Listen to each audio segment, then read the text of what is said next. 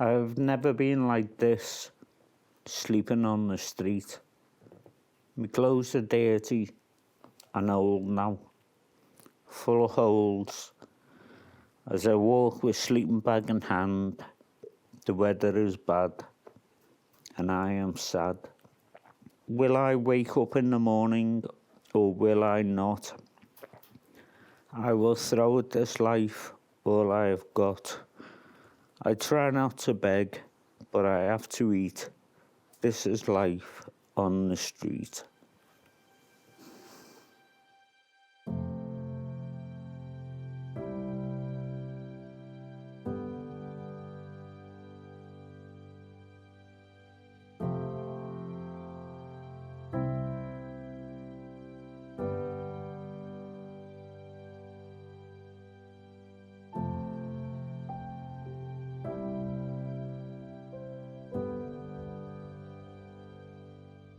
Me and my wife, after 37 years, just weren't getting on. I didn't want my daughter to go through any mess, so I just thought, time to go. Ended up on the street. The area that we were in wasn't an area that I felt was appropriate for me and my daughter. And let's just say we weren't in the best predicament at that point. We needed to get out from where we were. I was working as an IT technician, and unfortunately last year in March we have to close the market, and we lost our jobs because of the pandemic, and I became homeless for many months.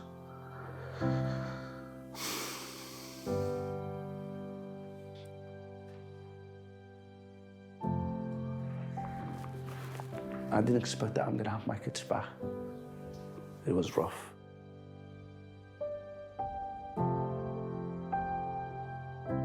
I was sleeping in parks because it was quieter. 3 fellas come up and attacked me and just kicked me down like a football. I had to get a brain scan, and that's when I found out I had brain damage. I don't know how I got through it. It was really bad.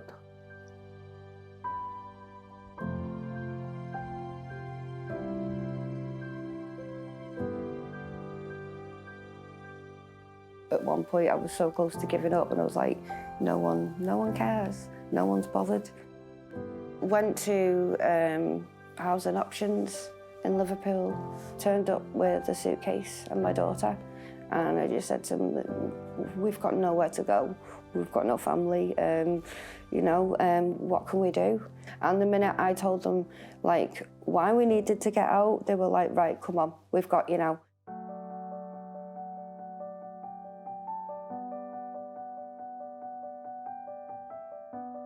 Nationally, there's been that drive for everybody in, which is the right thing. I suppose what Liverpool has done is taken it to one stage further, which is everybody in with a pathway into something permanent.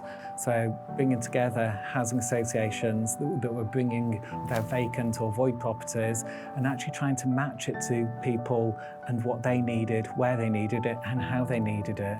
The COVID crisis gave us an opportunity to really think quite radically differently. And what we did was pull together a group, creating that sort of forum for people to come together. We've all been driving towards the same thing over the last 12 months, and that's been really apparent in the successes that we've had. And the reason that it works is because services are working together.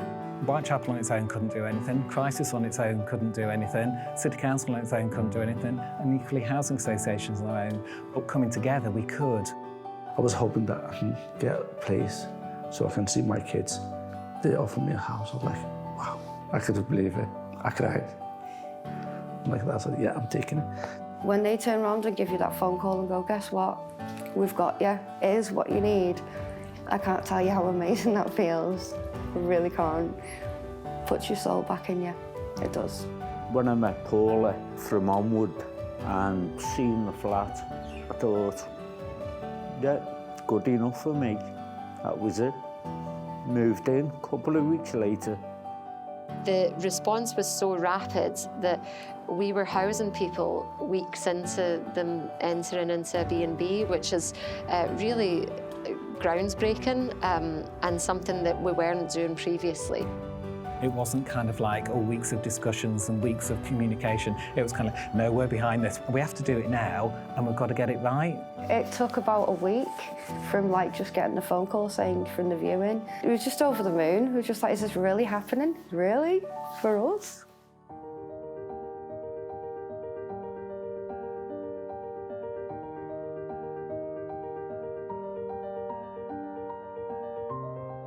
What was beautiful was it was a home from day one. So they're moving into something that actually they can invest in. If they haven't got the correct stuff, you know, are they going to actually want to be there? Are they going to think it's their home? You know, and especially when you've got children, you know, you've got to have the essentials to move forward in your life. I was struggling for furniture in South Liverpool. We're like, listen, don't stress. We can get what you need. Provide carpets, wardrobes, furniture. I thought my own little bachelor pad.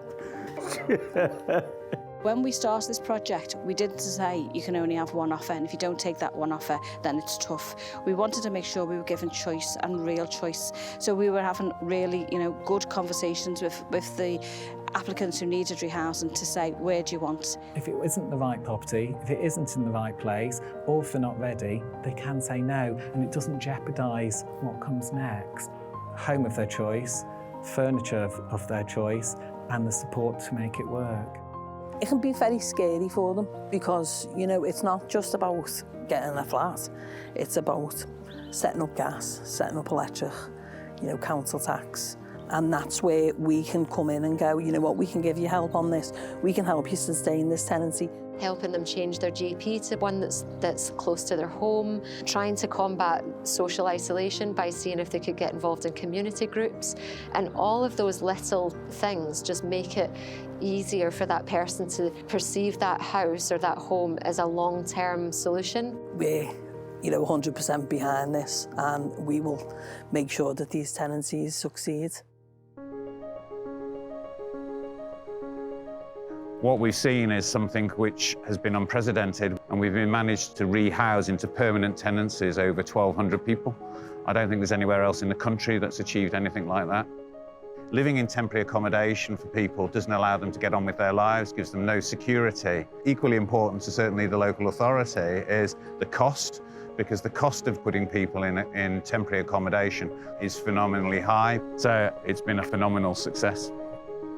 Every 2 weeks, we look at the figures, and I'm still always really surprised at how many people we've actually housed through the panel. The allocations panel has been a godsend. It's been that opportunity to have a pathway out. I'm happy. I'm really happy that my life changed since last year. Because I've got 2 kids to look after. I don't want them to go through what I've been through. I want them to go to college. I want them to go to university. I want them to have a good job and good life. It's been the best project I've ever worked on. From start to finish, the communication with all the services that were involved has just been absolutely amazing. I can't praise the council enough for it. It's so positive, and the change that you do to people's lives is unbelievable. Well, I've worked in social housing for 40 years, but I've got to say, the last 12 months, it's been the most, by far, the most rewarding thing I've done. It's like they form a circle around you. It's like you've got a safe zone, because once they know the depth of what your problems are and they know they can help them, it's like they put a cloak over you and go, we'll sort it. Stay there, let us do the work. And thanks to them, we have a future, and I have a future with my child.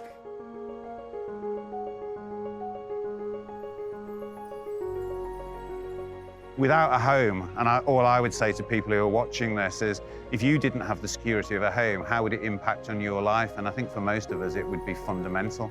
I just think if you can, you know, you can give people a second chance, you know, to maybe restart a life again. And I think it's, you know, I'm 100% behind, and I think it's working as well. Give me a big lift in my life, my own freedom, doing what I want to do, making it my house, and watch the footy on the telly. No.